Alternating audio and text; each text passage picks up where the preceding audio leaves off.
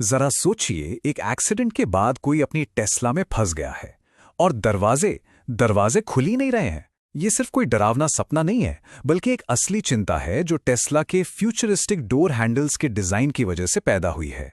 आज हम इसी डिजाइन को करीब से देखेंगे, जहां एक शानदार लुक जिंदगी और मौत के सवालों से टकराता है। तो इस पूरे विवाद की जड़ में है इनोवेशन और सेफ्टी के बीच की टक्कर।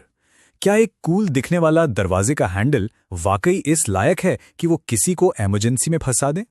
एक रेडिट यूजर ने तो इसे सीधे सीधे कह दिया, ये सच में एक मौत का फंदा है। ये जो कड़ा बयान है ना, ये टेस्ला के डिजाइन को लेकर लोगों की गहरी चिंता को दिखाता है। तो सवाल ये उठता है कि एक मामूली सा कार का दरवाजा जिंदगी और मौत की इतनी बड़ी बहस का सेंटर कैसे बन गया? चलिए इस सवाल का जवाब ढूंढने के लिए डिजाइन, टेक्नोलॉजी और इंसानी सेफ्टी की गहराइयों में उतरते हैं। अच्छा, टेस्ला के इन डोर हैंडल्स को क्रिटिसाइज करने से पहले यह समझना जरूरी है कि आखिर इन्हें ऐसा बनाया ही क्यों गया, और इसका जवाब छिपा है टेस्ला की डिजाइन फिलॉसफी में। देखिए, टेस्ला की गाड़ियां जानी ही जाती हैं अपने मिनिमलिस्ट इंटीरियर और बड़ी सी टच स्क्रीन के लिए। ये लेस इज मोर वाला जो फंडा है ना, वो इनके बाहरी डिजाइन में भी दिखता है। तभी तो ये फ्लश डोर हैंडल्स लगाए गए जो एरोडायनामिक्स को बेहतर बनाते हैं और एक बहुत ही स्लीक फ्यूचरिस्टिक लुक देते हैं। लेकिन कहानी में ट्विस्ट यहीं से आता है। रिपोर्ट्स की माने तो इंजीनियर्स ने इन हैंडल्स को लेकर सेफ्टी पर रेड फ्लैग यानी कि गंभीर चिंता जताई थी, पर सिर्फ कूल दिखने के चक्कर में इस डिजाइन को हरी झंडी दे दी गई। ये लुक्स वर्सेस फंक्शन की एक क्लासिक लड़ाई है। तो आखिर ये इलेक्ट्रॉनिक डोर लैच होते क्या हैं और काम कैसे करते हैं? बहुत सिंपल है। अपनी कार के नॉर्मल मैकेनिकल डोर हैंडल के बारे में सोचिए। अब बस उसे एक बटन या सेंसर से बदल दीजिए जो दरवाजा खोलने के लिए एक इलेक्ट्रॉनिक सिग्नल भेजता है। सुनने में तो काफी फ्यूचरिस्टिक लगता है ना? पर क्या ये वाकई बेहतर है? चलिए अब सीधे मुद्दे की बात करते हैं। खुद टेस्ला के ऑफिशियल मैनुअल के हिसाब से इन दरवाजों को काम कैसे करना चाहिए।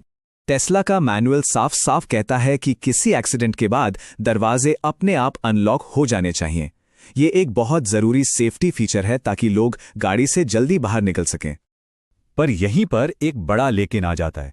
वही मैनुअल ये भी कहता है कि किसी टक्कर में हो सकता है दरवाजे अनलॉक ना हो, और यही कंफ्यूजन, यही विरोधाभास सबसे बड़ी चिंता की वजह है।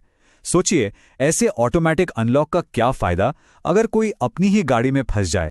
तो क्या हो अगर इलेक्ट्रॉनिक्स ही फेल हो जाए, पावर चली जाए तो? वैसे तो टेस्ला ने बैकअप सिस्टम्स दिए हैं, लेकिन वो भी कोई परफेक्ट नहीं है। जैसे सामने के दरवाजों में तो मैनुअल रिलीज है, पर कुछ मॉडल्स में पीछे के दरवाजों में ये नहीं है। और गाड़ी को बाहर से खोलना, वो तो एक बिल्कुल ही अलग और मुश्किल कहानी। अब बात करते हैं सबसे बुरे सिनेरियो की, यानी कि टोटल पावर फेलियर। अगर टेस्ला की बैटरी पूरी तरह से डेड हो जाए तो गाड़ी के अंदर या बाहर कैसे जाया जाएगा? सोचिए, कोई फर्स्ट रिस्पॉन्डर है जो किसी को एक क्रैश हुई टेस्ला से निकालने की कोशिश कर रहा है। उसे सबसे पहले गाड़ी के सामने छिपा हुआ टो आई ओपनिंग ढूंढना होगा, और ये किसी भी इमरजेंसी सिचुएशन में, जब हर सेकंड कीमती हो, बिल्कुल भी आसान काम नहीं है। और सुनिए, ये तो बस शुरुआत है। हुड खोलने के लिए एक बाहरी पावर सप्लाई को 2 तारों से जोड़ना होगा, फिर टच स्क्रीन के ऑन होने का इंतजार करना होगा, और तब जाकर ऐप या स्क्रीन से हुड खुलेगा। मतलब ये किसी डेड बैटरी वाली कार को जंप स्टार्ट करने जैसा है, पर उससे कहीं ज्यादा कॉम्प्लिकेटेड और टाइम लेने वाला है। इस पूरी फ्रस्ट्रेशन को एक रेडिट यूजर ने क्या खूब कहा है, आप या तो बुलेट प्रूफ कांच तोड़ने की कोशिश कर रहे हैं या एक बुलेट प्रूफ दरवाजा। दोनों ही सूरतों में कीमती वक्त की भारी बर्बादी है, और जब जान बचाने की बात हो तो एक एक सेकंड मायने रखता है। अब ये मामला सिर्फ टेस्ला ड्राइवर्स की पर्सनल चिंता का नहीं रह गया है। दुनिया भर की सरकारें और रेगुलेटरी बॉडीज भी अब टेस्ला के इन डोर हैंडल्स पे नजर गड़ाए हुए हैं। जैसे अमेरिका में एक बिल का प्रस्ताव है जो कहता है कि सभी नई गाड़ियों में जिनके दरवाजे इलेक्ट्रॉनिक हैं, एक ऐसा मैकेनिकल लैच होना चाहिए जिस पर साफ लेबल हो और जिसे इस्तेमाल करना आसान हो। वहीं दूसरी तरफ चीन में भी ट्रांसपोर्ट अथॉरिटीज इन इलेक्ट्रिक डोर हैंडल से जुड़े खतरों को देखते हुए नए सेफ्टी स्टैंडर्ड्स का प्रस्ताव रख रही हैं। मतलब मैसेज बिल्कुल क्लियर है, इनोवेशन अच्छा है पर सेफ्टी की कीमत पर नहीं। तो अब सवाल ये उठता है कि इसका हल क्या है? ये पूरी बहस हमें इनोवेशन और इंट्यूशन, यानी नई तकनीक और सहज समझ के बीच के एक बुनियादी तनाव पर लाके खड़ा कर देती है। देखिए, एक तरफ है टेस्ला का वो शानदार फ्यूचरिस्टिक डिजाइन जो उसकी पहचान है, और दूसरी तरफ है एक सिंपल, भरोसेमंद सिस्टम की जरूरत जो हर हाल में काम करे, खासकर तब जब किसी की जान दांव पर लगी हो।